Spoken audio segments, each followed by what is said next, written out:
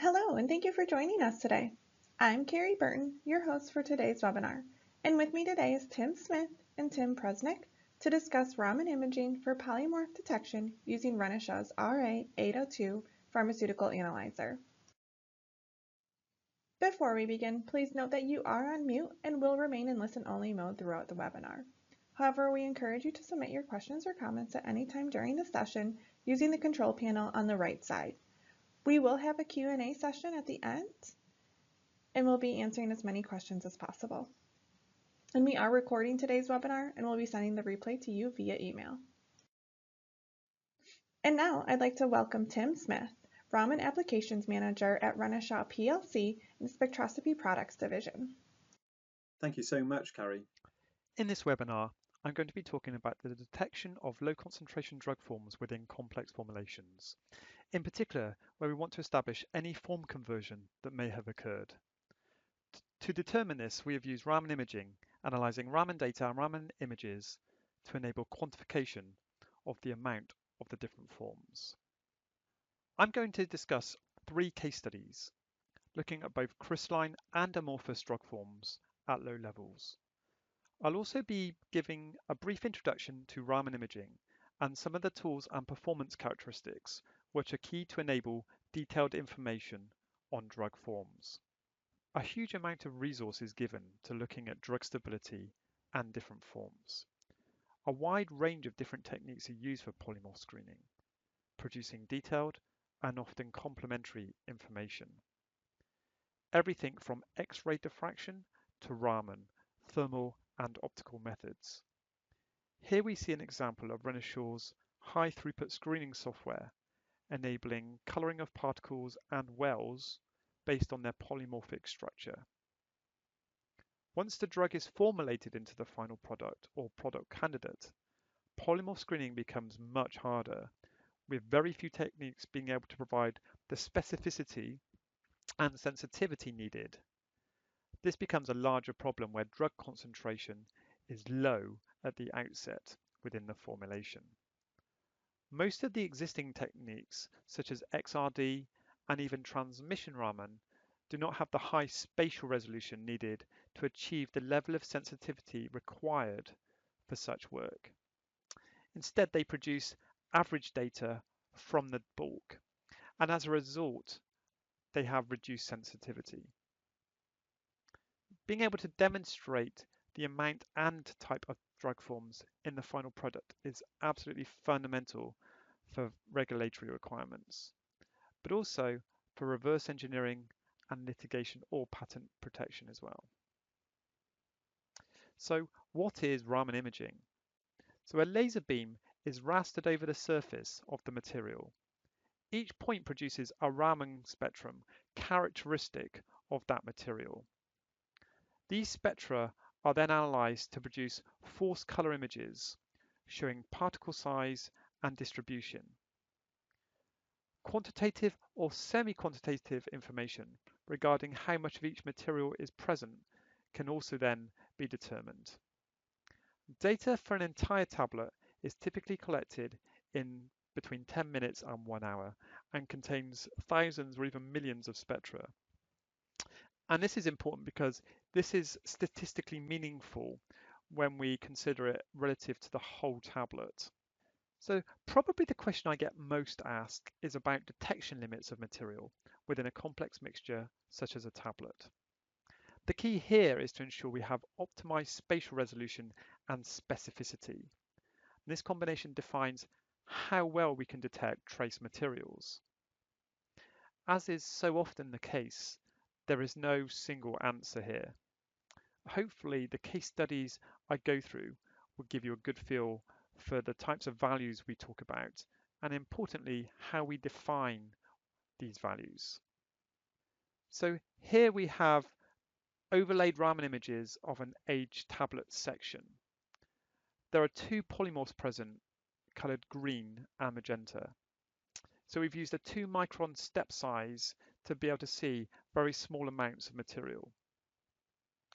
When we talk about high spatial resolution, it's not just a function of the step size used during data collection. The sample focus is absolutely key for Raman imaging to ensure spatial resolution and spectral quality are optimized.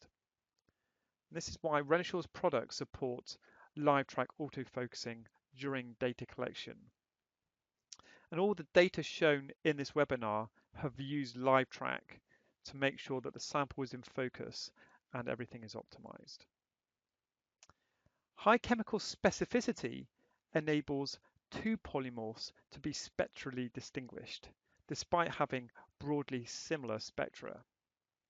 This requires a good level of spectral resolution and excellent spectral stability and repeatability.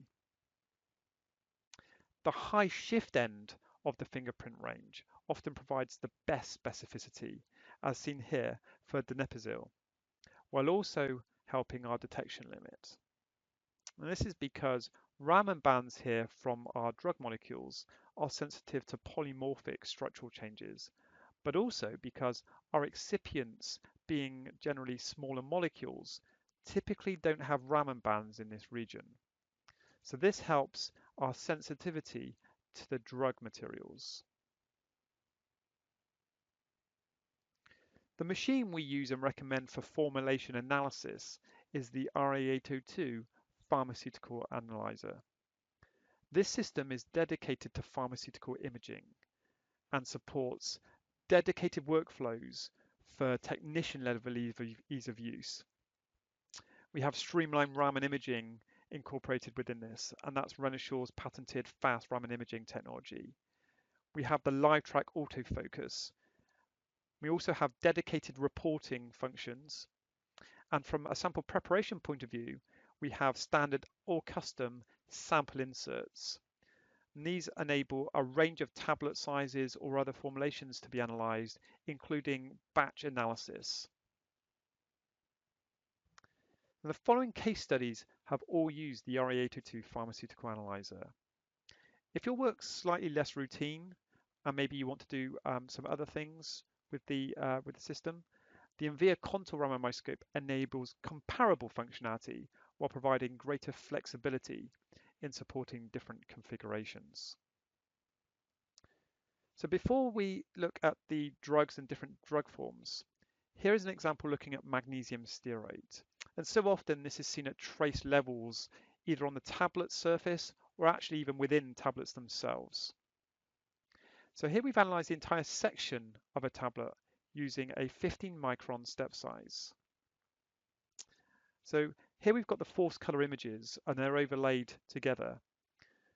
And they comprise of hydroxymethyl propylcellulose, and that's in black. We've got magnesium stearate in yellow, cross caramelose sodium in blue, hydroxypropylcellulose in cyan, microcrystalline cellulose in red, and the API drug in green.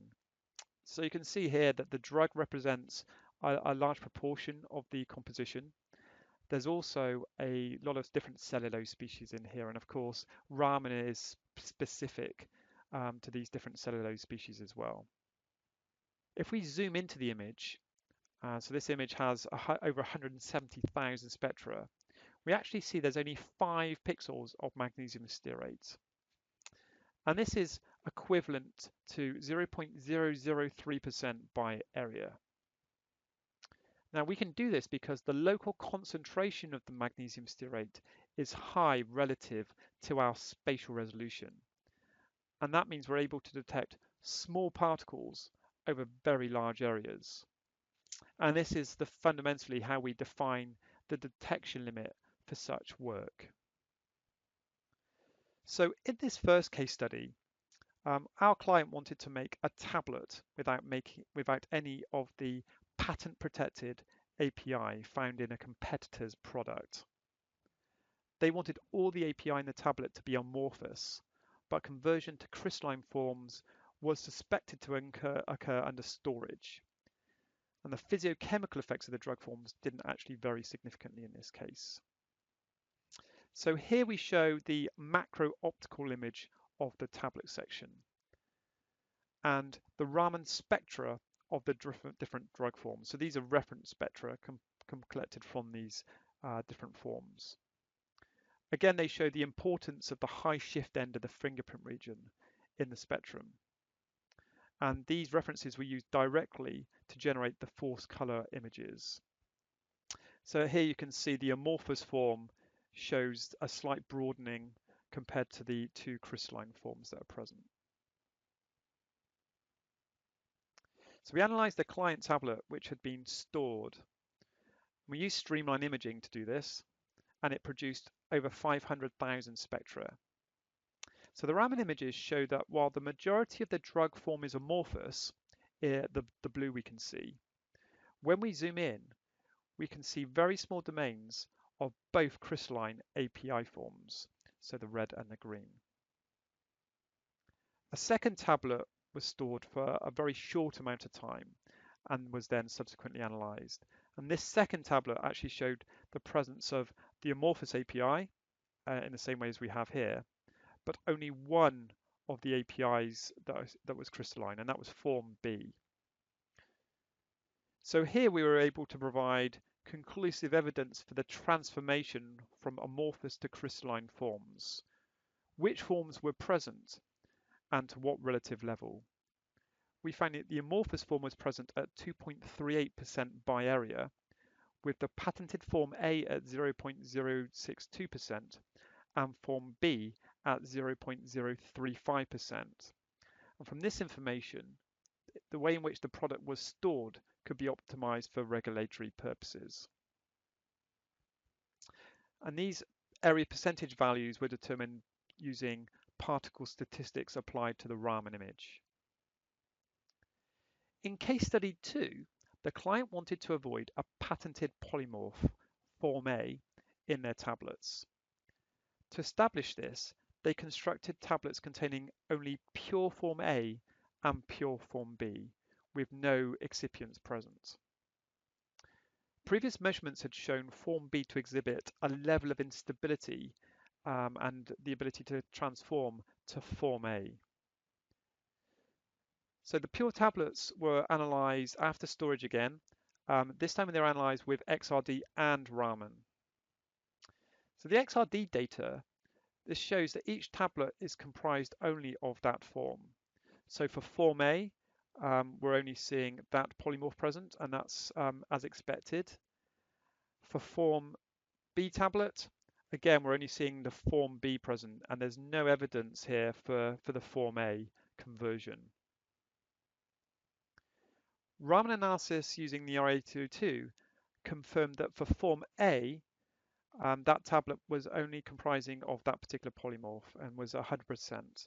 So these values were determined using a volume percentage, and that's directly from the data itself. However, when we look at the form B tablet, we can see some conversions happened here. So this was 1.2%, as I say, by volume from form B to form A. Even though these tablets only consist of one material, the sensitivity and detection limit is significantly higher here with the Raman data, where the trace conversion has occurred.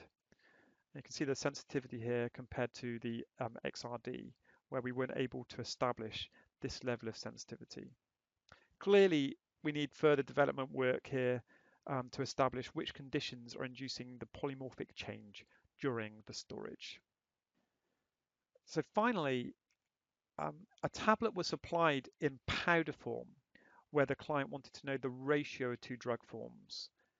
And these two drug forms were suspected to be present at very low concentration levels, significantly lower than 1%.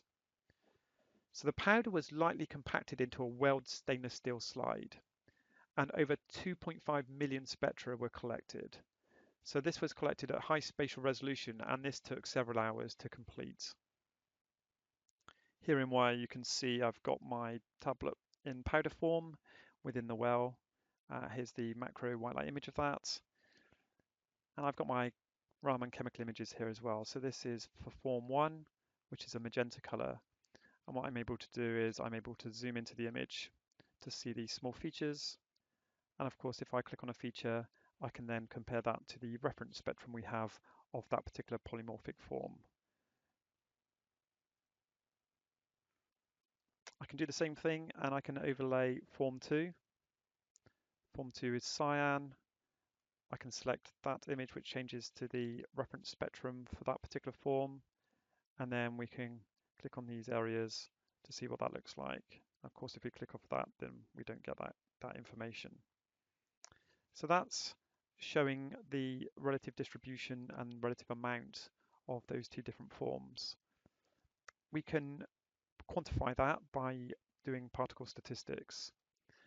So in particle statistics here, we're quantifying the amount of form 2, and here you can see that the amount by area as a percentage is 0.1%. So that's one of the primary ways we'll go about determining the amount of any particular form. Also in Wire, I've talked previously a little bit about autofocusing and the need to keep samples in focus using live track. So here, if I remove my images and I can add some shading on here, so you can see actually this is a 3D view of the samples. So I can manipulate that so you can see the 3D surface. So you can see this is the undulation, the topography of that powdered surface. And that powdered surface varies significantly compared to the objective depth of field that we've got. So I thought it'd be good to show you in our Wire software exactly how this looks, how simple it is, and the kind of information we're able to get from this type of analysis. So form 1 was found to be present at 0.3% by area and form 2 0.1% by area. And we were able to tell the client the relative amounts of each form with a high degree of accuracy and statistical significance. So again, these are percentage area values determined by applying particle statistics to the Raman images.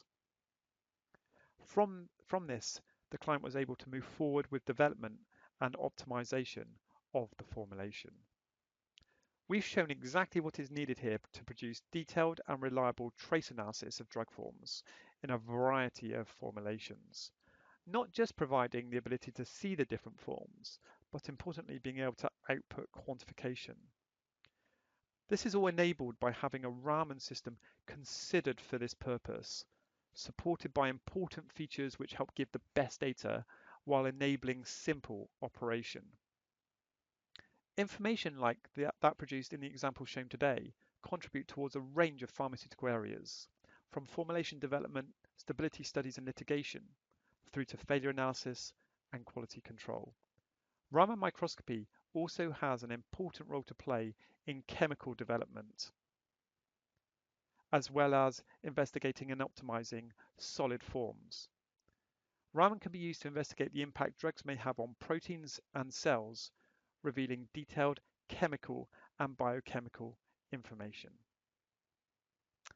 Thank you for your attention. Great, thanks so much, Tim.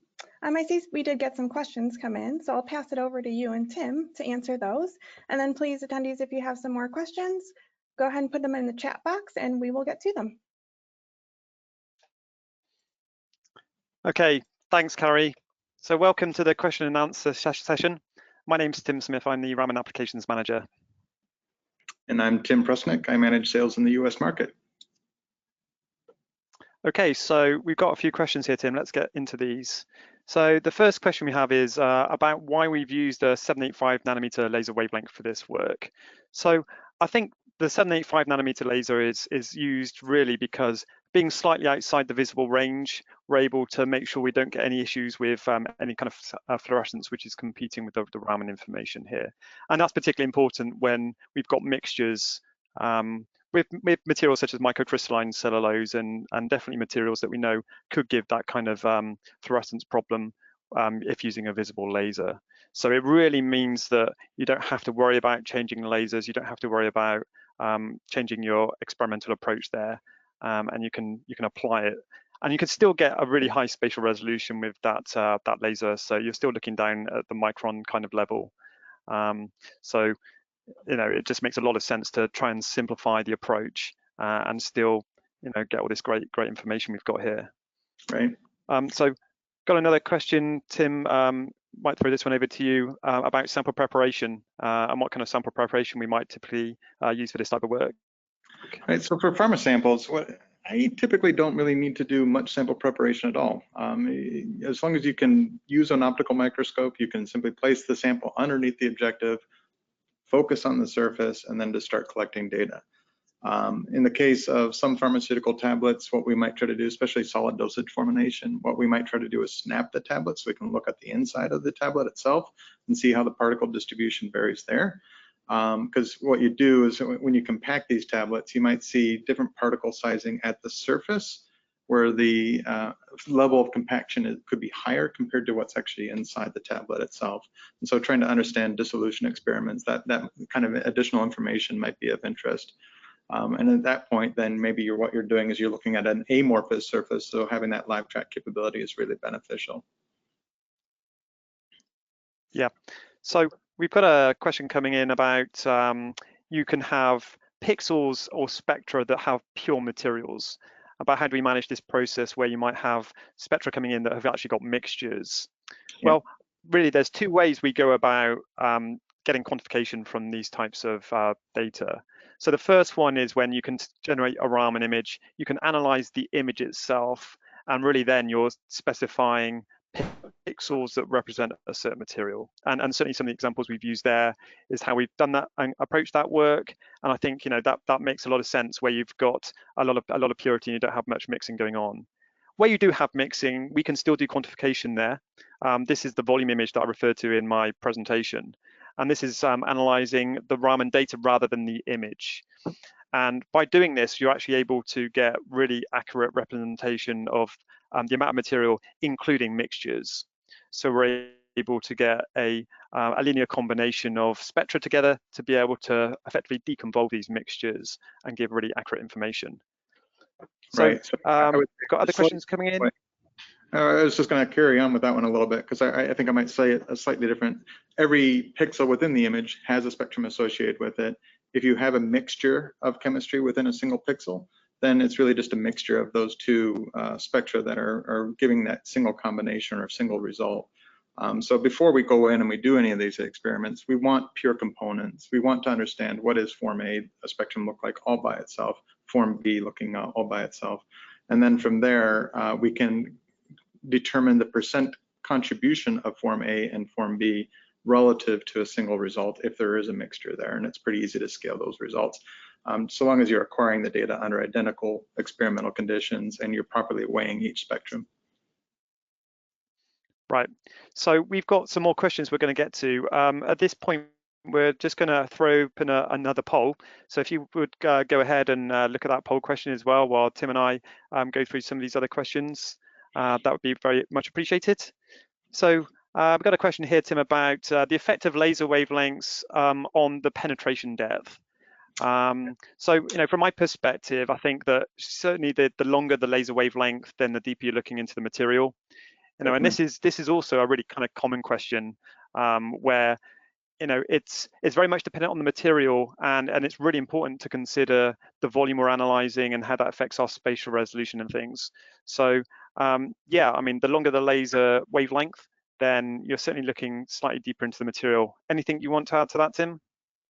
No, I think you nailed it. It's just the shorter the wavelength, the less the penetration depth will be. But there's a second part to this. Your sample is also going to be dependent in terms of how deep you can go into it. So if you're looking at a solid material that's largely opaque, then your penetration depth there is going to be pretty small.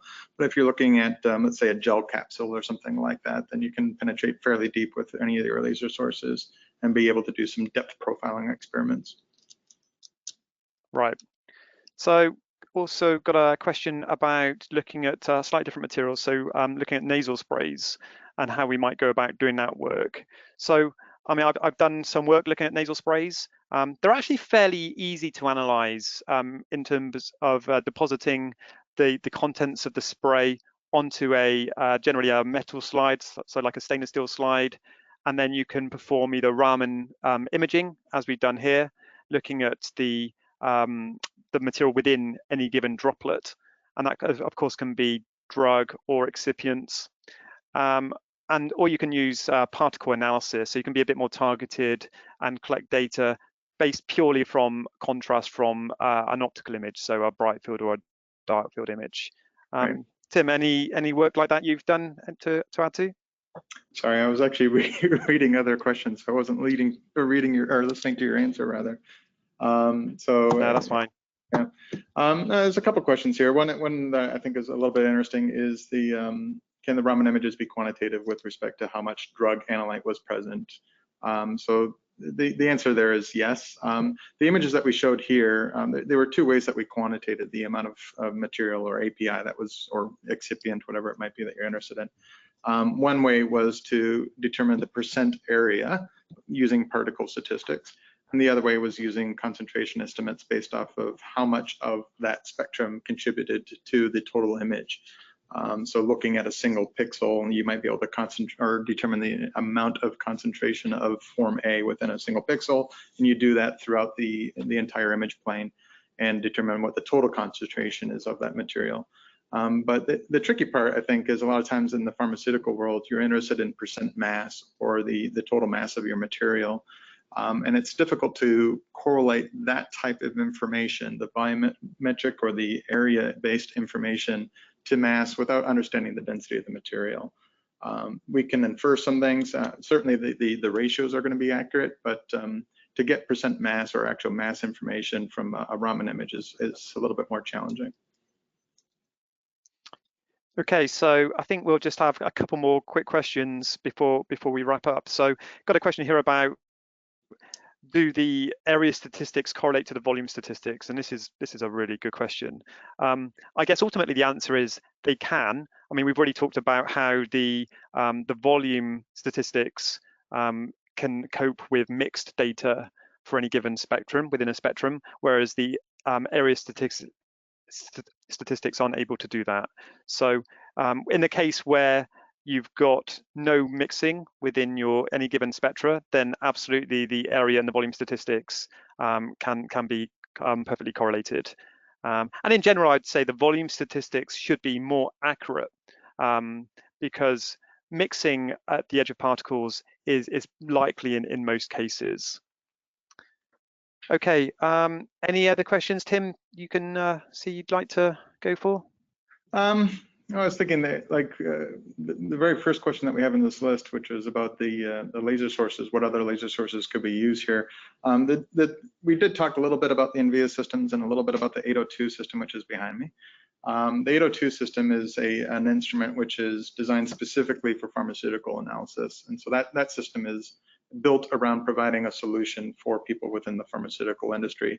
So we kit it together in a smart way with everything that we've ever learned about selling Raman systems to people in the pharmaceutical industry over the past 30 years. And in that case, we find that 785 is the most beneficial laser source for those type of applications. So it is a single laser instrument, just to kind of keep it simple and compact. But on the NVIDIA series systems, we can actually choose any number of lasers. Renishaw has about 30 different standard laser sources that we could choose from.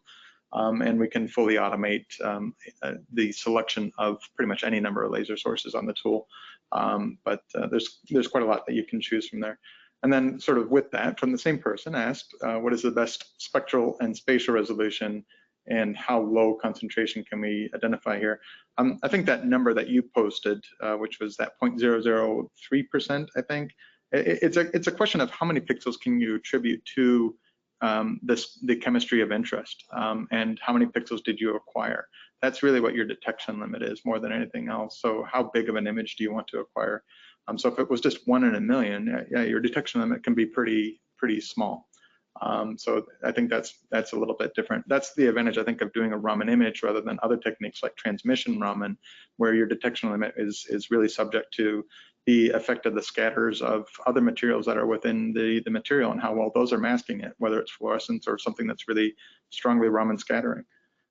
So those are some of the issues. Spectral and spatial resolution, I don't know, could you comment really quickly? Like, I would say generally that you don't need super high spectral or spatial resolution to get good specificity within these kind of samples. Spatial resolution is really going to be defined by your analytical spot size, and you can oversample that a little bit. But spectral resolution, I don't think we need super high resolution to get good specificity with these. Right, I think that's absolutely right. What's much more important is being able to get repeatable spectra. So in terms of the calibration, being able to see shifts is definitely important, because a lot of the different drug forms show quite subtle variations in the spectra. So you want to be sure that you've got a really good reproducible spectrum there. The spectral resolution itself doesn't need to be sub 1 wave number or anything like that. I think 1 or a few wave numbers is perfectly adequate to differentiate between these materials there. Okay, so just take one. Right, Sorry, go ahead. we'll just take one final question. Okay, so this is quite specific. So this is asking about direct classical least squares and how we can analyze materials where there may be some background present. So this direct classical least squares, or as we now use non-negative least squares method, works by having a set of known references, and then we basically combine these in a linear way to represent each spectrum within our map data. And we can do this in different ways. So we can do this in a normalized or non-normalized way. I think what's important here is absolutely the processing of your data before you get to that point. And background and managing background is a key part of being able to do that. So we've got a great way of being able to remove background using an intelligent fitting method. It's great to be able to use that on map data, because the way it works, it means that regardless of the variation in the type of background you have, then it's an iterative process and it will optimize for any given spectrum. That means you can end up with a really nice data set where you've got a nice flat background, and that's a perfect starting point for the direct classical least squares or non-negative least squares method. So, I think the processing tools can be really important. Sometimes you don't need any, but certainly as you get into more detail and maybe look to generate quantitative information, then that starts to become a little bit more important. Okay, so I think we'll bring the Q&A session to an end there. Now, Tim, you're hosting our next webinar. So did you want to give us a few quick details as to what we can expect there? Right, so it's actually on the Versa spectrometer. I'm gonna maybe upset Sarah by pointing the camera in that direction. But that's the Versa spectrometer. So that system is what I'm gonna be talking about next week, or probably 2 weeks from now. I think it's on the 29th. And this is it's a fiber-based instrument. It's a portable tool, but it has the performance of the NVIDIA systems. And so really what I'm gonna be talking about is remote analysis, in situ analysis. How do you use fiber optics and get the best benefit from using fiber optic probes, and trying to either combine techniques. Really anything's in the air right now because I haven't done the presentation yet. But as I pull it together, I'm going to focus it up right now. So we'll see. Okay, thanks. Over to you, Carrie. Yes, thank you so much. So as Tim mentioned, he is presenting in our webinar series again on July 29th. And then we will also be at the online forensics symposium. So if you have any interest in that, please join us there and you can register for free. And if you have any questions, please contact us at usa@renishaw.com. And to keep up to date with all of our upcoming webinars, please follow us on social media. Thanks so much and have a great day, guys. Bye.